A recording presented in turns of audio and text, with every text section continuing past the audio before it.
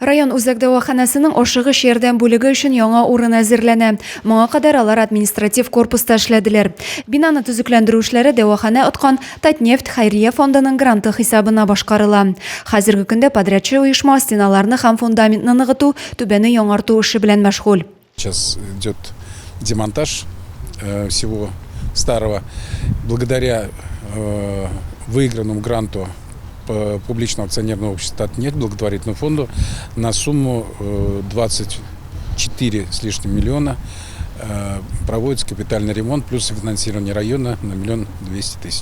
Работы предстоят очень большие. Я думаю, что это будет очень красивое здание для станции скорой медицинской помощи Заинска. Капиталь төзекләндерү 3 атна элек башланган, анда 4 ашыгыш ярдәм бригадасы урнашачак. Шунда ук диспетчерлык хезмәте, ашхана, ял һәм юыну бүлмәләре булдыру каралган. Шулай ук гараж, автомобильләр ремонтлау өчен остахана һәм ашыгыш ярдәм машиналарын юу урыннары да булачак. Бүлек хезмәткәрләре дә түземсезлек белән барлык уңайлыклары булган яңа урынны көтәләр. Зәй район үзәк дәваханасының ашыгыш ярдәм күрсәтү бүлеге шәһәр һәм район халкына тәүлек буена медицина ярдәме күрсәтә. Тәүлек әйләнәсенә 4 бригада эшли. Узган ел буена 16 меңнән артык кешенең гомерен саклап калдык.